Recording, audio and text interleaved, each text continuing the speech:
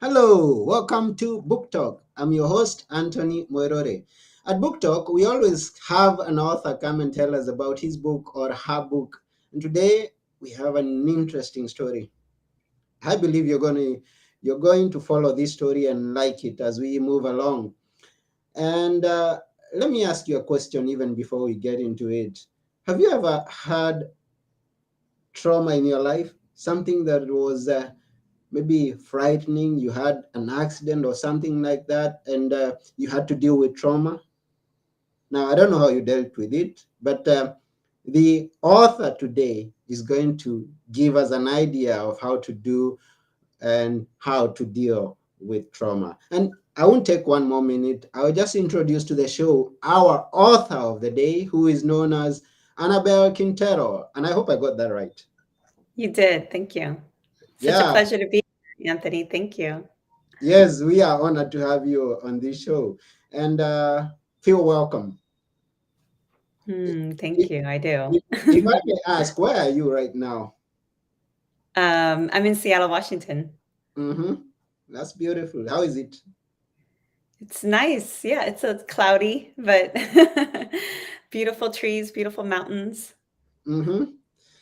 Yeah, I was asking the listener and the viewer if they've ever had trauma, and you've had it a tough one, and they will find out as we move along. But before we get into that, we would like to know a bit about yourself.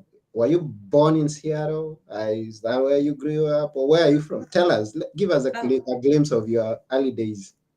sure. I was born and raised in Seattle. Mm-hmm. Both of my parents are from Ecuador, South America, Wow. a city called Guayaquil. And so I'm multiracial. I'm African, Native American, and European. And so I grew up speaking Spanish at home and learning English in school and work. Oh, how Yeah. how is how is hello in Spanish? Hola. Hola. Buenos días. Yeah. That's interesting. Yeah. So we and how long could that have been if you're free sharing about a rough approximate of your age? How long? Say that again. I'm sorry. I mean, when you were born. I mean, I know you don't. I know ladies don't like talking about age, so that's why you didn't hear the question. That's probably why you didn't get the answer. Yeah, no. Yeah, I was born in 75 in the mid Hmm. 70s Hmm. and had the privilege of growing up in Seattle. After college, I decided to take a bite out of the Big Apple and move to New York City. That's where my Hmm. parents met. They met in Brooklyn, and my brother and sister were both born in Brooklyn. And so I always grew up hearing stories of New York City. So I wanted to go. And yeah, I did. I packed my car and drove across the country. Hmm. That's a very beautiful place to be, I guess. We always hear interesting stories about there, and I believe it's a very good place. Oh yeah, it is. Hmm. It's well, Seattle is really beautiful for nature. Now it's a technology capital, but growing up, we had just medical industry, Boeing, and so there wasn't a large art community. There really wasn't any finance, and I really wanted to pursue my dreams of modeling. I wanted to, at the time, I was break dancing, so I wanted to dance with hip hop's finest. And I wanted to work on Wall Street and Hmm. follow in the footsteps of my brother. Mm, beautiful. So comes the turn of the millennium, which is 2000 and then 2001. And Annabelle is in New York in one of the tallest buildings, actually, twin buildings that we know of. And for anyone who's listening, we're talking about the Twin Towers, the famous Twin Towers, and Annabelle is there uh, on the 46th floor, isn't it? Yes, 46th floor of the One World Trade Center. Tell us I more about it. landed, I had only been working there for about 2 years. It was a boutique hedge fund, and I was responsible for preparing all the portfolios and getting my boss ready for the stock market. And one beautiful sunny Tuesday morning, I was a little bit late. And I remember walking into the office and no one was there, like usual. So I went and just printed out my portfolio and got everything ready. And then all of a sudden, I felt something just fall on my tower. And I was like, oh, and something must have happened. There must have been another building that fell on ours. So I looked out the window, there was nothing. And then I felt this earthquake. And then I ran, I was like, oh my goodness. So I ran, grabbed my sweater and my purse, and then got to the doorway and was met with this other man who was just staring at me with all his fright coming out of his eyes. And then the rumbling began again. And mind you, at this time, nothing, there was no announcement, there was no alarm. It was just silence, right? And so um, when the rumbling began again, he ran back into his office, and there I was by myself again. And I remember asking myself, ay Dios mío, ¿qué hago? Like, oh dear God, what do I do? And when I looked in the office, it all turned a muted gray. And I knew that that was my answer. And so I was like, okay, this is no place for the living. And I listened to that. And then I was, before I could even let fear overcome me, I had to actually even face death in my mind. I was like, I have to try to leave this building, even if I die trying. And so I did that. And I went, and as I was going through the hallway, the building was just throwing me around.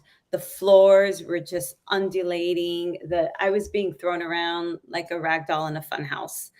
And finally, I get to the stairwell, and I'm in so much shock that I can't even tell if the doorknob is hot or cold. And so I go and I touch the doorknob, and I was like, is it hot? Is it cold? And I try to listen to my brain synapses. It's like, okay, it's cold. I can open the doorknob. So I did. And um, when I did, no one was in the stairwell. And all of a sudden, I feel like I'm choking now, Anthony. It was just this terrible, terrible, like it was singeing my nose and my throat. I was like, oh no, there's a fire.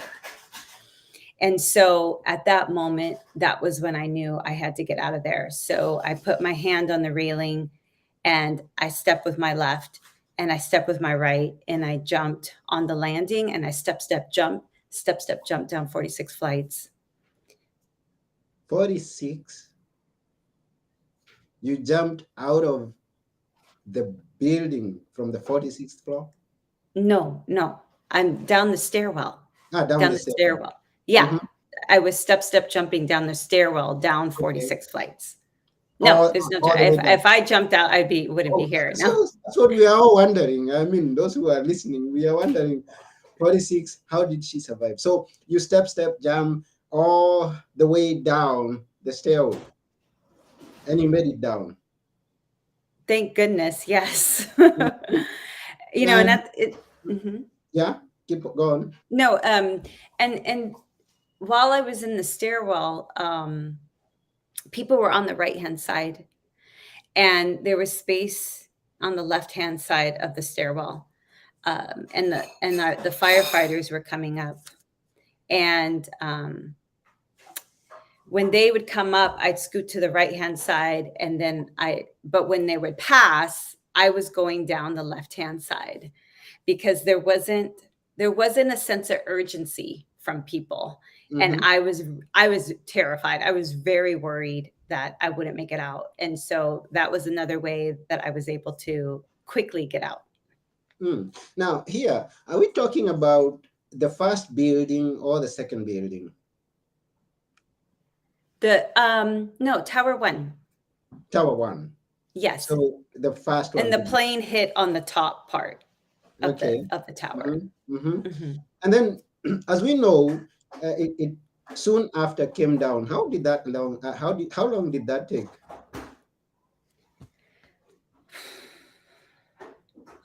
That's a good question because when I had gotten out, I quickly walked to Broadway and then I was trying to get out and I walked north on Broadway. On Broadway and Canal, I got into a cab. This really nice man, Anthony, he shared a cab with me. And then we proceeded, right? We went along Canal. The first light, we were there and I was really anxious. And the cab was just waiting at this red light and it was taking a really long time. And I was like, we should go. And then the cab driver was like, wait, the people. And then all right when the light turned green, the traffic was about to go and all these people came running in the middle of the intersection and then there was this white plume behind them. And we didn't know what that was. And then everyone was trying to find a place for refuge. They were trying to get into a store or get into the cab or something because no one knew what that white stuff was. So it was when we finally kept going and then we got to Avenue of the Americas, when we went north, that was when Anthony and I looked back. And then this is my last visual is of this, is seeing that my tower was still burning, but tower 2 was gone. And we just fell apart there. So I couldn't tell you. I got there, I don't know, I got there around 8:30 and I think that yeah, and then so maybe an hour or so, but I don't know the timing. No. Okay. It's actually asking from the time of impact to the time of total destruction. Um, but so, and the reason I'm asking that is for you to go down 46 floors. Uh, how long did it take you? I mean, and you made it through. How long did it take you to move from the 46 to the ground floor? Just I estimate, rough estimate. About an hour. An hour. About Oh, about an okay. hour. I I don't can't. know. Uh-huh. Yeah. I can't really recall, and this is the reason that I'm asking. I can't really recall exactly how long they took to fall. Um, then you were out and you started to experience life. I mean, you saw in the news and everything that was going on, the deaths that were there. What came into your mind when you faced back? Now, you looked back by the traffic lights and you saw that image, but then the following day, you're looking back through the media and hearing all that is happening, which became a worldwide news. Well, How, yeah, I'd like how to did you? backstep a little even there because right when I was in the cab, Mm-hmm, and um, I talk about this in my book too, is the so I had studied political science.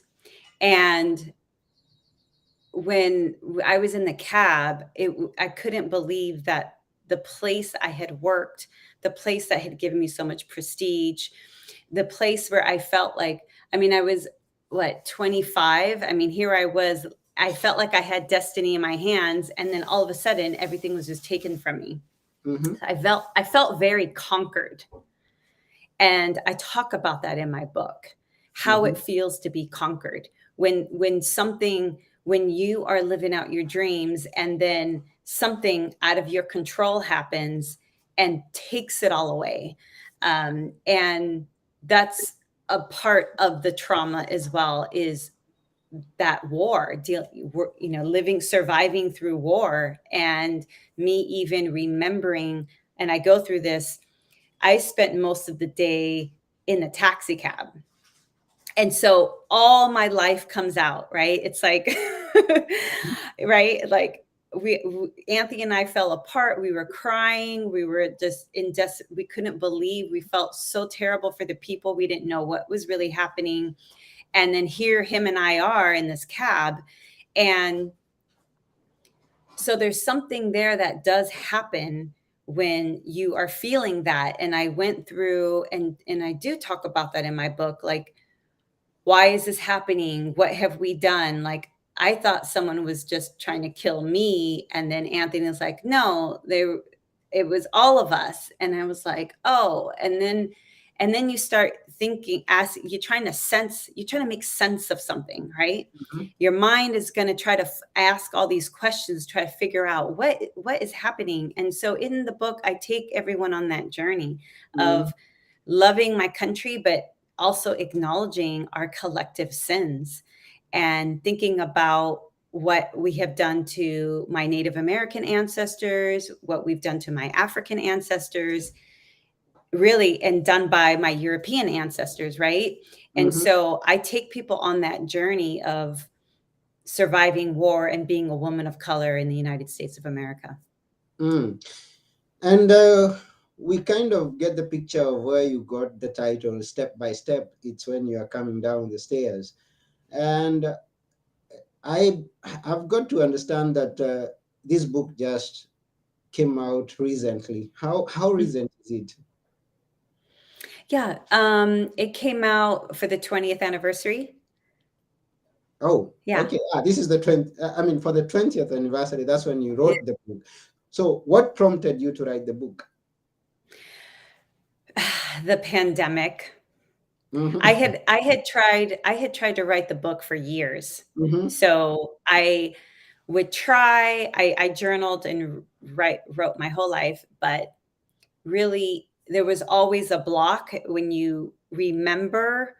It brings up so much of the pain, and then I would stop. Mm-hmm. So this time I was like, okay, I got a therapist to help me because I knew every single time I would write, I would need to have a session with her. I surrounded myself with a team of beautiful women that were very supportive. And then being in this pandemic, I have two daughters, and one of the things that I had realized was, wow, this is another collective traumatic event. And Mm-hmm. I had no idea that living through September 11th was going to prepare me for the pandemic. It was going to allow me to understand how you can get lost in worrying and not do anything with your life because you're so fearful and you're just worrying, and you're worrying for your life. You're worrying how you're going to get food. I mean, those grocery stores were the shelves were empty.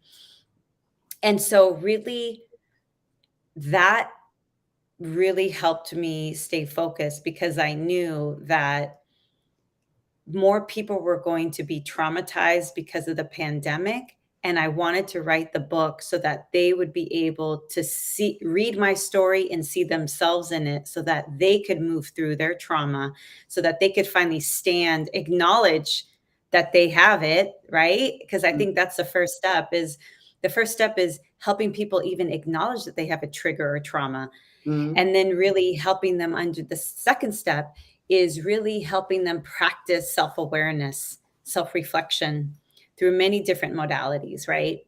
And then the third, of course, is the jump, is what's the new action you are going to take in your life after you have this trauma, after you've been practicing self-reflection and self-awareness.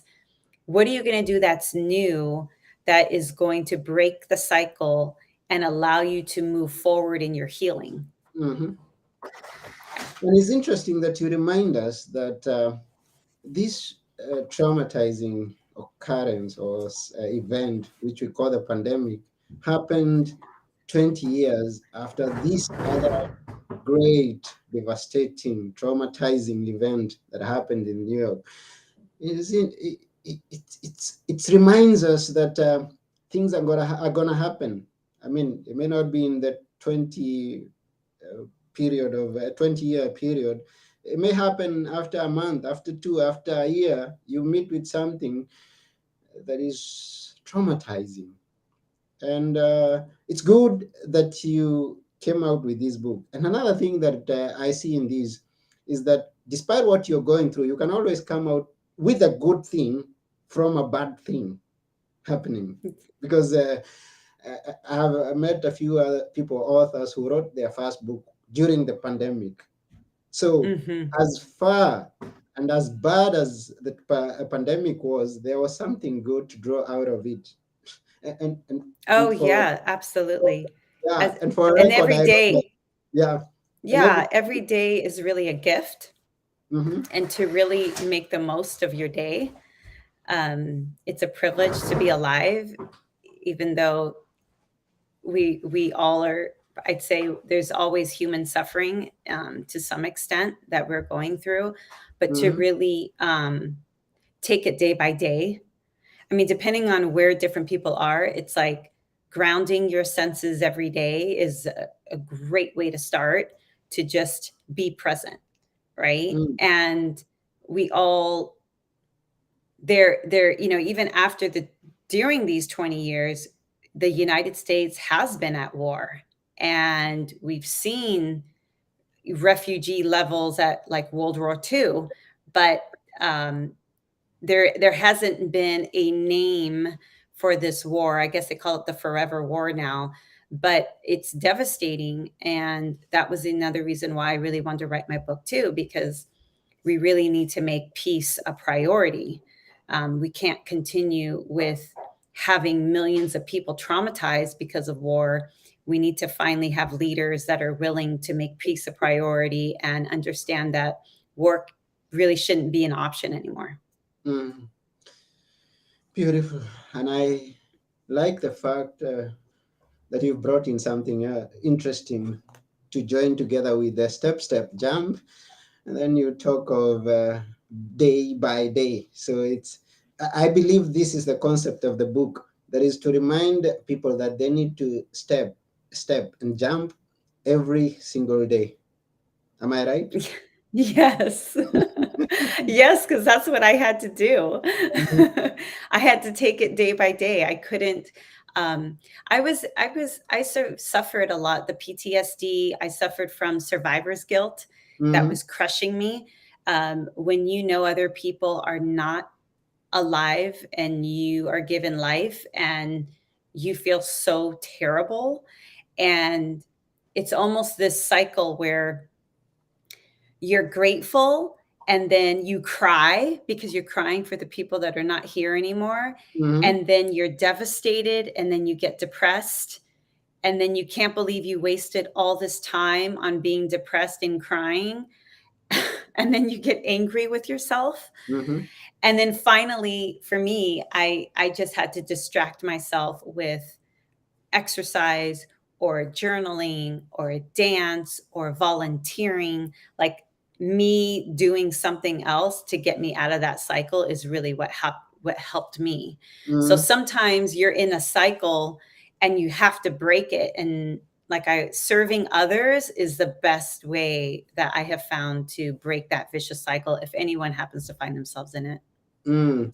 And something else that you've also mentioned before is about getting help, because it's important. I mean, when you are journaling, when you're finding some activities to keep you focused and thinking right, you need help. When Oh, yeah, absolutely. I had a mental therapist, and I actually, a couple months later, had gone back to Seattle, and I write about this. I went back to my trees and mountains. I did a 10-day sit. It's called Vipassana. It was a meditation. So I was in silence for 10 days, and that allowed me to understand human behavior. I had Mhm, never known. Oh, there's three pillars to human behavior. It's your emotions, it's your mind, and it's your bodily sensations. And mhm, those three things, that dynamic, you will either react from that, or you will respond. And mhm, so the 10-day sit allowed me to observe myself and choose my action to be just to watch. Sometimes we think we need to do something, and I realized observing is an action. Observing is a choice. And so that really helped me really understand myself and understand, especially with the PTSD, why I was getting triggered, why I would mhm, cry, why I would jump up when I'd hear a fighter jet or a plane, all of that. Like that really helped me. And then after that, I was invited to be a part of a sweat lodge. And that was life changing. I mean, have you ever done a sweat lodge or a temazcal? No. Yes, it's so there's like this willow tree and it's like a dome.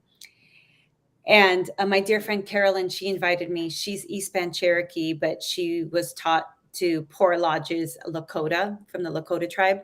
Mm-hmm. And so there's blankets and the fire is outside. And basically, someone comes and brings these rocks inside. And when you're in there, you have the power of the drum, which we know is like Mother Earth's heartbeat, right?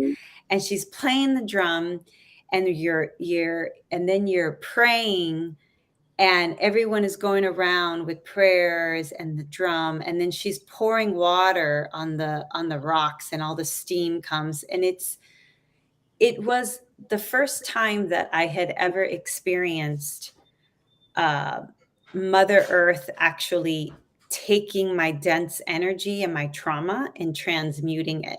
Mm-hmm. I didn't even know that was a thing. I didn't know that was possible.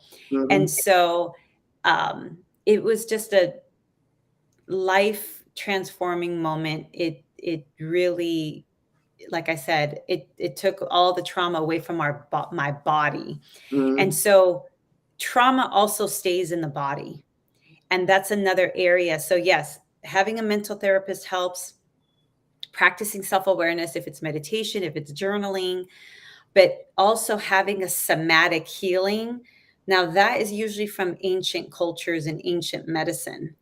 And so I had to step jump into my own cultural blind spot because I grew up Christian, and even though we have African and Native American within us, culturally, our spirit, those parts of our spirituality is hidden.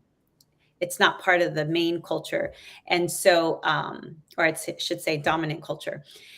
And so I had to do something new to try something new, right? I made my healing my priority, and I talk about that in my book as well. That a Mm-hmm. lot of the healing that we're looking to do is going to be most likely in ancient cultures, ancient medicine, and it's just a profound way to evolve our healing and to continue to grow. Mm. Okay. At this point, let me ask you, what's the format of the book? The format of the book, I it's I mean, chronological, so it mhm, it definitely starts in Seattle, and then I take you on the journey of when I'm in Seattle, how that catalyst, that moment where I decided, okay, I'm moving to New York, and then my, getting used to being in the Big Apple. mhm, I share that part, and then I share what happened on September 11th, and then the journey, and then the journey. Each chapter focuses on one part of my healing journey and spiritual awakening. And yes, and then I end with a new New York, right? yeah. So, looking at the chapters, I can kind of guess what was happening. The chapter is titled "In All My Wildest Dreams." This is when you're moving to New York, right? Yeah. Mm. Yeah, it's actually also a favorite song of mine by Joe Sample, who's an Okay. amazing, legendary jazz musician. Mm-hmm.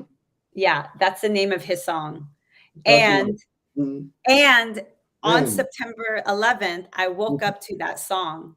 So my alarm would just turn on the radio, and so that song played. oh, okay. Yeah. Heaven and earth collide. This is the day, the big day, 911, I guess. Actually, the September fall is the actual September 11th. Heaven and Oh, earth collide. Yeah. The okay. September fall, chapter 3. Oh, okay. So heaven and earth is that's a, that's Heaven a, and earth is really when um I am in the cab, mm-hmm, and I am looking at every part of our society. Mm-hmm. and being critical of every part, our financial, our spiritual, our political. I'm looking at the collective sins as, like, usually when you think about, when you reflect at yourself, you think about what you did wrong in your life. I did Yeah. that, but I also did it for my country. So I'm talking about colonialism. I'm talking about war, and feeling conquered, and feeling the pain of the fact that the tower had fallen. Mm. Because I, at that moment, I didn't know that the I only knew that one tower fell. I didn't know anything else until I had gotten home in the evening. Mm-hmm. Yeah, Oh, okay. And I'm getting them slightly, but not all of it. This is why, I mean, the chapters, the guessing of the chapters. This is why you, the listener, should go and get the book and read it to get the whole picture. absolutely. Yeah. Yeah. So the last chapter, a new New York, a new New York. It sounds like a tongue twister. A new New York. Tell us Yeah. a bit about it. Well, that was me coming, really making my way. Um, Everything had changed. We had military in at the Grand Central Station. That was completely different. We never had military in our cities before until then. Traveling, right? The TSA searching everything, like going through a scanner. Like we never did that before. We never had to do that before. And then also just me really finding hope in my dreams again and pursuing them, and me actually being on a billboard because I was modeling at the time. And so Mm-hmm. I was on a billboard on Harlem on 125th Street in Lenox. And the billboard was on top of a building that my brother worked at. So my Mm. brother worked as an investment banker and in finance. And so he was a senior vice president of his organization there. And so it was amazing to for him to go into his work and then see his little sister on top of his building on a billboard modeling. Wow. Yeah.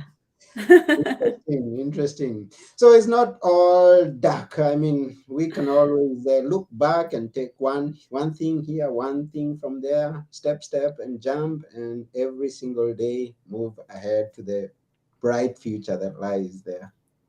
Absolutely. That's all we can really do, right? Is Mhm. really um embrace and accept the life that we have, and to look at areas in our life that, where do we need to grow, where are we excelling, and where do we need to grow, and then also, if we want to see change, then what is the new path, what is the new step, the new action you are going to take to have a transformed life.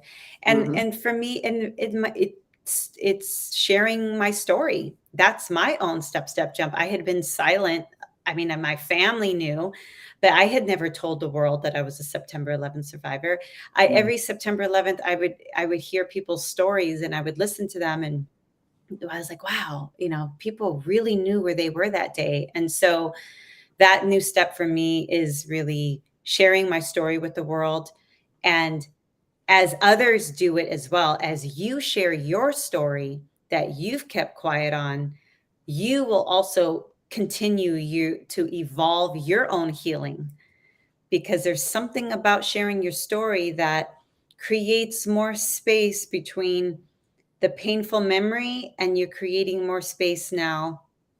And it's just very liberating. And so I hope that others who have painful stories really share them, because you never know who is going to learn by just hearing it from you and hearing it from your voice. And I agree to that. And you did quite good to share this story with us and writing this book. How many pages is it? It's 200 and 210. 210. Okay. It's Hmm. quite got something inside there. Yeah. Uh, So, and a question that I didn't ask in the beginning, is this your first book, your only book? It's my first one, yes. How many Yes. more are you thinking you're going to write in the coming Oh 5? my goodness. I don't I many more, Yeah, absolutely.